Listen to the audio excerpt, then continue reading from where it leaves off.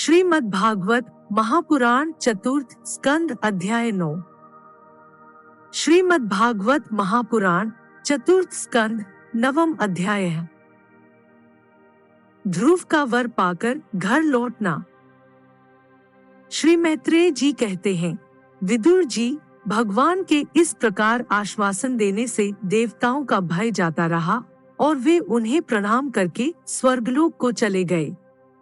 तदंतर विराट स्वरूप भगवान गरुड़ पर चढ़कर अपने भक्त को देखने के लिए मधुवन में आए। उस समय ध्रुव जी तीव्र योगाभ्यास से एकाग्र हुई बुद्धि के द्वारा भगवान की बिजली के समान देदीप्यमान जिस मूर्ति का अपने हृदय कमल में ध्यान कर रहे थे, वह सहसा विलीन हो गई। इससे घबराकर उन्होंने जो ही नेत्र खोले कि भगवान के उसी रूप को बाहर अपने सामने खड़ा देखा। प्रभु का दर्शन पाकर बालक ध्रुव को बड़ा कुतूहल हुआ। वे प्रेम में अधीर हो गए। उन्होंने पृथ्वी पर दंड के समान लौटकर उन्हें प्रणाम किया। फिर वे इस प्रकार प्रेम भरी दृष्टि से उनकी ओर देखने लगे, मानो नेत्रों से उन्हें पी जाएंगे, मुख से चूम लेंगे और भुजाओं में कस लेंगे।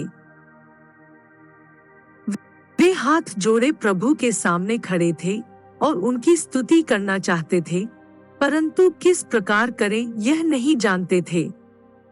सर्वांतर्यामी हरि उनके मन की बात जान गए। उन्होंने कृपा पूर्वक अपने वेदमय शंख को उनके गाल से छुआ दिया। ध्रुव जी भविष्य में अविचल पद प्राप्त करने वाले थे। इस समय शंख का स्पर्श होते ही उन्हें वेद में दिव्य वाणी प्राप्त हो गई और जीव तथा ब्रह्मा के स्वरूप का भी निश्चय हो गया। वे अत्यंत भक्तिभाव से धैर्य पूर्वक विश्व विख्यात कीर्तिमान श्रीहरि की स्तुति करने लगे। ध्रुव जी ने कहा, प्रभु, आप सर्वशक्ति संपन्न हैं। आप ही मेरी अंतःकरण में प्रवेश कर अपने तेज से मेरी इस सोई हुई वाणी को सजीव करते हैं तथा हाथ, पैर, कान और त्वचा आदि अन्य इंद्रियों एवं प्राणों को भी चेतनता देते हैं। मैं आप अंतर्यामी भगवान को प्रणाम करता हूँ। भगवान, आप एक ही हैं, परंतु अपनी अनंत गुणमय माया शक्ति से इस महदादी संपूर्ण प्रपंच को रचकर अंतर्यामी रूप से उसमें प्रवेश कर जाते हैं और फिर इसके इंद्रियादि असत गुणों में उनके अधिष्ठात्री देवताओं के रूप में स्थित होकर अनेक रूप भासते हैं। ठीक वैसे ही जैसे तरह तरह की लकड़ियों में प्रकट हुई आग अपनी उपाधियों के अनुसार भिन्न भिन्न रूपों में भासती है। नाथ, सृष्टि के आरंभ में ब्रह्मा जी ने भी आपकी शरण लेकर आपके दिए हुए ज्ञान के प्रभाव से ही इस जगत को सोकर उठे हुए पुरुष के समान देखा था। दीन बंधु, उन्हीं आपके चरणतल का मुक्त पुरुष भी आश्रय लेते हैं। कोई भी कृतज्ञ पुरुष उन्हें कैसे भूल सकता है। प्रभु, इन शवतुल्य शरीरों के द्वारा भोगे जाने वाला इंद्रिय और विषयों के संसर्ग से उत्पन्न सुख तो मनुष्यों को नरक में भी मिल सकता है। जो लोग इस विषय सुख के लिए लालायित रहते हैं और जो जन्म मरण के बंधन से छुड़ा देने वाले कल्पतरु स्वरूप आपकी उपासना भगवत प्राप्ति के सिवा किसी अन्य उद्देश्य से करते हैं, उनकी बुद्धि अवश्य ही आपकी माया के द्वारा ठगी गई है। नाथ, आपके चरण कमलों का ध्यान करने से और आपके भक्तों के पवित्र चरित्र सुनने से प्राणियों को जो आनंद प्राप्त होता है, वह निजानंद स्वरूप ब्रह्मा में भी नहीं मिल सकता। फिर जिन्हें काल की तलवार काटे डालती है, उन स्वर्गीय विमानों से गिरने वाले पुरुषों को तो वह सुख मिल ही कैसे सकता है।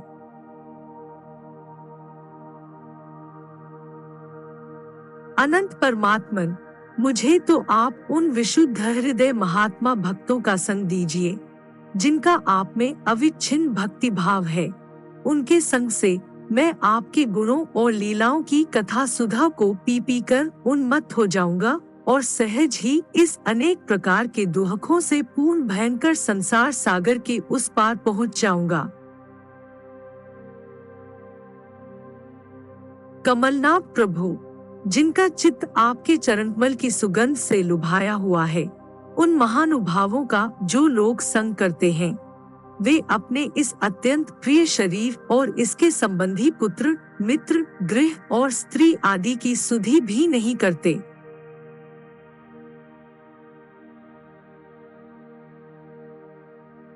अजन्मा परमेश्वर, मैं तो पशु, वृक्ष, पर्वत, पक्षी, सरीसृप, सर्पादि रेंगने वाले जंतु, देवता, दैत्य और मनुष्य आदि से परिपूर्ण तथा महदादि अनेकों कारणों से संपादित आपके इस सत्सदात्मक स्थूल विश्वरूप को ही जनता हूँ। इससे परे जो आपका परम स्वरूप है, जिसमें वाणी की गति नहीं है, उसका मुझे पता नहीं है। भगवान, कल्प का अंत होने पर योग निद्रा में स्थित जो परम पुरुष इस संपूर्ण विश्व को अपने उदर में लीन करके शेष जी के साथ उन्हीं की गोद में शयन करते हैं तथा जिनके नाभि समुद्र से प्रकट हुए सर्वलोकमय सुवर्णवर्ण कमल से परम तेजोमय ब्रह्मा जी उत्पन्न हुए, वे भगवान आप ही हैं। मैं आपको प्रणाम करता हूँ।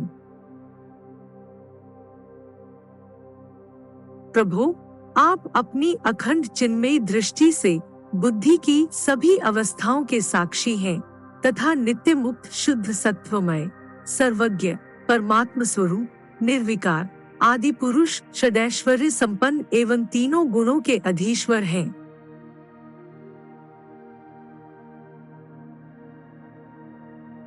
आप जीव से सर्वथा भिन्न हैं तथा संसार की स्थिति के लिए यज्ञाधिष्ठाता विष्णु रूप से विराजमान हैं। आपसे ही विद्या आदि विरुद्ध गतियों वाली अनेकों शक्तियां धारावाहिक रूप से निरंतर प्रकट होती रहती हैं।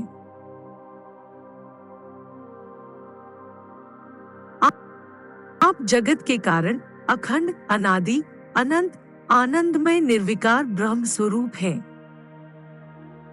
मैं आपकी शरण हूँ। भगवान, आप परमानंद मूर्ति हैं। जो लोग ऐसा समझकर निष्काम भाव से आपका निरंतर भजन करते रहते हैं, उनके लिए राज्यादि भोगों की अपेक्षा आपके चरणकमलों की प्राप्ति ही भजन का सच्चा फल है। स्वामिन, यद्यपि बात ऐसी ही है तो भी गौ जैसे अपने तुरंत के जन्मे हुए बछड़े को दूध पिलाती और व्याघ्रादि से बचाती रहती है, उसी प्रकार आप भी भक्तों पर कृपा करने के लिए निरंतर विकल रहने के कारण हम जैसे सकाम जीवों की भी कामना पूर्ण करते उनकी संसार भय से रक्षा करते रहते हैं। श्री मैत्रेय जी कहते हैं, विदुर जी, जब शुभ संकल्प वाले मतिमान ध्रुव जी ने इस प्रकार स्तुति की, तब भक्तवत्सल भगवान उनकी प्रशंसा करते हुए कहने लगे। श्री भगवान ने कहा, उत्तम व्रत का पालन करने वाले राजकुमार, मैं तेरे हृदय का संकल्प जानता हूँ। यद्यपि उस पद का प्राप्त होना बहुत कठिन है, तो भी मैं तुझे वह देता हूँ। तेरा कल्याण हो। भद्र, जिस तेजोमय अविनाशी लोक को आज तक किसी ने प्राप्त नहीं किया, जिसके चारों ओर ग्रह, नक्षत्र और तारागण ज्योतिष चक्र उसी प्रकार चक्कर काटता रहता है, जिस प्रकार मेढ़ी के चारों ओर दवरी के बैल घूमते रहते हैं। अवान्तर कल्प पर्यंत रहने वाले अन्य लोकों का नाश हो जाने पर भी जो स्थिर रहता है तथा तारागण के सहित धर्म, अग्नि, कश्यप और शुक्र आदि नक्षत्र एवं सप्तर्षिगण जिसकी प्रदक्षिणा किया करते हैं, वह ध्रुवलोक मैं तुझे देता हूँ। यहाँ भी जब तेरे पिता तुझे राज सिंहासन देकर वन को चले जाएंगे, तब तू 36,000 वर्ष तक धर्म पूर्वक पृथ्वी का पालन करेगा। तेरी इंद्रियों की शक्ति जो की त्यों बनी रहेगी। आगे चलकर किसी समय तेरा भाई उत्तम शिकार खेलता हुआ मारा जाएगा, तब उसकी माता सुरुचि पुत्र प्रेम में पागल होकर उसे वन में खोजती हुई दावानल में प्रवेश कर जाएगी। यज्ञ मेरी प्रिय मूर्ति है, तू अनेकों बड़ी बड़ी दक्षिणाओं वाले यज्ञों के द्वारा मेरा यजन करेगा तथा यहाँ उत्तम उत्तम भोग भोग कर अंत में मेरा ही स्मरण करेगा। इससे तू अंत में संपूर्ण लोकों के वंदनीय और सप्तर्षियों से भी ऊपर मेरे निजधाम को जाएगा। वहां पहुंच जाने पर फिर संसार में लौटकर नहीं आना होता है। श्री मैत्रेय जी कहते हैं, बालक ध्रुव से इस प्रकार पूजित हो और उसे अपना पद प्रदान कर भगवान श्री गरुड़ध्वज उसके देखते देखते अपने लोक को चले गए। प्रभु की चरण सेवा से संकल्पित वस्तु प्राप्त हो जाने के कारण यद्यपि ध्रुव जी का संकल्प तो निवृत्त हो गया, किंतु उनका चित्त विशेष प्रसन्न नहीं हुआ। फिर वे अपने नगर लौट गए। विदुर जी ने पूछा, ब्राह्मण, मायापति श्रीहरि का परमपद तो अत्यंत दुर्लभ है और मिलता भी उनके चरणकमलों की उपासना से ही है। ध्रुव जी भी सारा सार का पूर्ण विवेक रखते थे, फिर एक ही जन्म में उस परमपद को पा लेने पर भी उन्होंने अपने को अकृतार्थ क्यों समझा। श्री मैत्रेय जी ने कहा, ध्रुव जी का हृदय अपनी सौतेली माता के वाग बाणों से बिंध गया था तथा वर मांगने के समय भी उन्हें उनका स्मरण बना हुआ था। इसी से उन्होंने मुक्तिदाता श्रीहरि से मुक्ति नहीं मांगी। अब जब भगवत दर्शन से वह मनोमालिन्य दूर हो गया तो उन्हें अपनी इस भूल के लिए पश्चाताप हुआ। ध्रुव जी मन ही मन कहने लगे, अहो सनकादि ऊर्ध्वरेता नैष्ठिक ब्रह्मचारी सिद्ध भी जिन्हें समाधि द्वारा अनेकों जन्मों में प्राप्त कर पाते हैं, उन भगवत चरणों की छाया को मैंने 6 महीने में ही पा लिया, किंतु चित्त में दूसरी वासना रहने के कारण मैं फिर उनसे दूर हो गया। अहो मुझ मन भाग्य की मूर्खता तो देखो, मैंने संसार पाश को काटने वाले प्रभु के पाद पद्मों में पहुंचकर भी उनसे नाशवान वस्तु की ही याचना की। देवताओं को स्वर्ग भोग के पश्चात फिर नीचे गिरना होता है, इसलिए वे मेरी भगवत प्राप्ति रूप उच्च स्थिति को सहन नहीं कर सके, अतः उन्होंने ही मेरी बुद्धि को नष्ट कर दिया। तभी तो मुझ दुष्ट ने नारद जी की यथार्थ बात भी स्वीकार नहीं की। यद्यपि संसार में आत्मा के सिवा दूसरा कोई भी नहीं है, तथापि सोया हुआ मनुष्य जैसे स्वप्न में अपने ही कल्पना किए हुए व्याघ्रादि से डरता है, उसी प्रकार मैंने भी भगवान की माया से मोहित होकर भाई को ही शत्रु मान लिया और व्यर्थ ही द्वेष रूप हार्दिक रोग से जलने लगा। जिन्हें प्रसन्न करना अत्यंत कठिन है, उन्हीं विश्वात्मा श्रीहरि को तपस्या द्वारा प्रसन्न करके मैंने जो कुछ मांगा है वह सब व्यर्थ है। ठीक उसी तरह जैसे गतायु पुरुष के लिए चिकित्सा व्यर्थ होती है। ओह मैं बड़ा भाग्यहीन हूँ, संसार बंधन का नाश करने वाले प्रभु से मैंने संसार ही मांगा। मैं बड़ा ही पुण्यहीन हूँ। जिस प्रकार कोई कंगला किसी चक्रवर्ती सम्राट को प्रसन्न करके उससे तुष सहित चावलों की कनी मांगे, उसी प्रकार मैंने भी आत्मानंद प्रदान करने वाले श्रीहरि से मूर्खतावश व्यर्थ का अभिमान बढ़ाने वाले उच्चपदादि ही मांगे हैं। श्री मैत्रेय जी कहते हैं, तात तुम्हारी तरह जो लोग श्री मुकुंद पादार विंदम करंद के ही मधुकर हैं, जो निरंतर प्रभु की चरणरज का ही सेवन करते हैं और जिनका मन अपने आप आई हुई सभी परिस्थितियों में संतुष्ट रहता है, वे भगवान से उनकी सेवा के सिवा अपने लिए और कोई भी पदार्थ नहीं मांगते। इधर जब राजा उत्तानपाद ने सुना कि उनका पुत्र ध्रुव घर लौट रहा है, तो उन्हें इस बात पर वैसे ही विश्वास नहीं हुआ जैसे कोई किसी के यमलोक से लौटने की बात पर विश्वास न करे। उन्होंने यह सोचा कि मुझ अभागे का ऐसा भाग्य कहा। परंतु फिर उन्हें देवर्षि नारद की बात याद आ गई। इससे उनका इस बात में विश्वास हुआ। वे आनंद के वेग से अधीर हो उठे। उन्होंने अत्यंत प्रसन्न होकर यह समाचार लाने वाले को एक बहुमूल्य हार दिया। राजा उत्तानपाद ने पुत्र का मुख देखने के लिए उत्सुक होकर बहुत से ब्राह्मण, कुल के बड़े बूढ़े, मंत्री और बंधुजनों को साथ लिया तथा एक बढ़िया घोड़ों वाले सुवर्णचित रथ पर सवार होकर वे झटपट नगर के बाहर आए। उनके आगे आगे वेद ध्वनि होती जाती थी तथा शंख, दुंदुभी एवं वंशी आदि अनेकों मांगलिक बाजे बजते जाते थे। उनकी दोनों रानियां सुनीति और सुरुचि भी सुवर्ण में आभूषणों से विभूषित हो राजकुमार उत्तम के साथ पालकियों पर चढ़कर चल रही थीं। ध्रुव जी उपवन के पास आ पहुँचे। उन्हें देखते ही महाराज उत्तानपाद तुरंत रथ से उतर पड़े। पुत्र को देखने के लिए वे बहुत दिनों से उत्कंठित हो रहे थे। उन्होंने झटपट आगे बढ़कर प्रेमातुर हो लंबी लंबी सांसें लेते हुए ध्रुव को भुजाओं में भर लिया। अब ये पहले के ध्रुव नहीं थे। प्रभु के परम पुनीत पाद पद्मों का स्पर्श होने से इनके समस्त पाप बंधन कट गए थे। राजा उत्तानपाद की एक बहुत बड़ी कामना पूर्ण हो गई। उन्होंने बार बार पुत्र का सिर सूंघा और आनंद तथा प्रेम के कारण निकलने वाले ठंडे ठंडे आंसुओं से उन्हें नहला दिया। तदंतर सज्जनों में अग्रगण्य ध्रुव जी ने पिता के चरणों में प्रणाम किया और उनसे आशीर्वाद पाकर कुशल प्रश्नादि से सम्मानित हो दोनों माताओं को प्रणाम किया।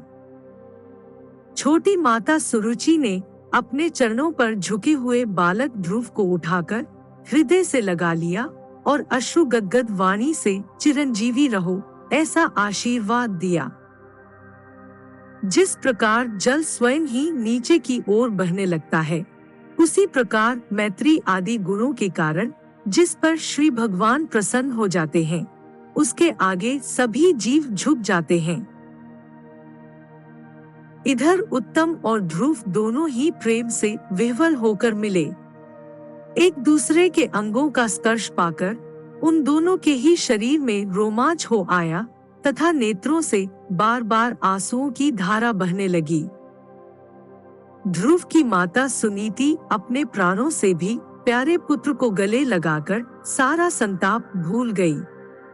उसके सुकुमार अंगों के स्पर्श से उसे बड़ा ही आनंद प्राप्त हुआ। वीरवर विदुर जी, वीर माता सुनीति के स्तन उसके नेत्रों से झरते हुए मंगलमय आनंदाश्रुओं से भीग गए और उनसे बार बार दूध बहने लगा। उस समय पुरवासी लोग उनकी प्रशंसा करते हुए कहने लगे, महारानी, आपका लाल बहुत दिनों से खोया हुआ था, सौभाग्यवश अब वह लौट आया। यह हम सबका दुख दूर करने वाला है। बहुत दिनों तक भूमंडल की रक्षा करेगा। आपने अवश्य ही शरणागत भयभंजन श्रीहरि की उपासना की है। उनका निरंतर ध्यान करने वाले धीर पुरुष परम दुर्जय मृत्यु को भी जीत लेते हैं। विदुर जी, इस प्रकार जब सभी लोग ध्रुव के प्रति अपना लाड़ प्यार प्रकट कर रहे थे, उसी समय उन्हें भाई उत्तम के सहित हथिनी पर चढ़ाकर महाराज उत्तानपाद ने बड़े हर्ष के साथ राजधानी में प्रवेश किया। उस समय सभी लोग उनके भाग्य की बड़ाई कर रहे थे। नगर में जहां तहां मगर के आकार के सुंदर दरवाजे बनाए गए थे तथा फल फूलों के गुच्छों के सहित केले के खंभे और सुपारी के पौधे सजाए गए थे। द्वार द्वार पर दीपक के सहित जल के कलश रखे हुए थे जो आम के पत्तों, वस्त्रों, पुष्पमालाओं तथा मोती की लकड़ियों से सुसज्जित थे। जिन अनेकों परकोटों, फाटकों और महलों से नगरी सुशोभित थी, उन सबको सुवर्ण की सामग्रियों से सजाया गया था तथा उनके कंगूरे विमानों के शिखरों के समान चमक रहे थे।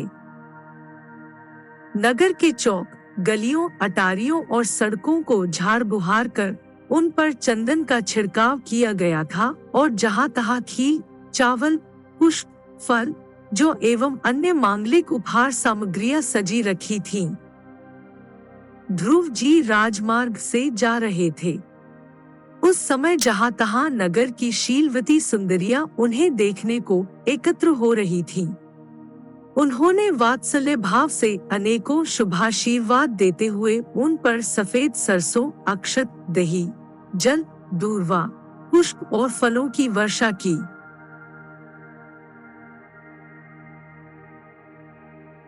इस प्रकार उनके मनोहर गीत सुनते हुए ध्रुव जी ने अपने पिता के महल में प्रवेश किया। वह श्रेष्ठ भवन महामूल्य मणियों की लड़ियों से सुसज्जित था। उसमें अपने पिताजी के लाड़ प्यार सुख भोगते हुए वे उसी प्रकार आनंद पूर्वक रहने लगे जैसे स्वर्ग में देवता लोग रहते हैं। वहां दूध के फेन के समान सफेद और कोमल शैयाएं, हाथी दांत के पलंग, सुनहरी कामदार पर्दे, बहुमूल्य आसन और बहुत सा सोने का सामान था। उसकी स्फटिक और महामरकतमनी पन्ने की दीवारों में रत्नों की बनी हुई स्त्री मूर्तियों पर रखे हुए मणिमय दीपक जगमगा रहे थे। उस महल के चारों ओर अनेक जाति के दिव्य वृक्षों से सुशोभित उद्यान थे, जिसमें नर और मादा पक्षियों का कलरव तथा मतवाले भौरों का गुंजार होता रहता था। उन बगीचों में वैदूर्यमणि, पुखराज की सीढ़ियों से सुशोभित बावलियां थीं, जिनमें लाल, नीले और सफेद रंग के कमल खिले रहते थे तथा हंस, कारंडव, चकवा एवं सारस आदि पक्षी क्रीड़ा करते रहते थे। राजर्षि उत्तानपाद ने अपने पुत्र के अति अद्भुत प्रभाव की बात देवर्षि नारद से पहले ही सुन रखी थी।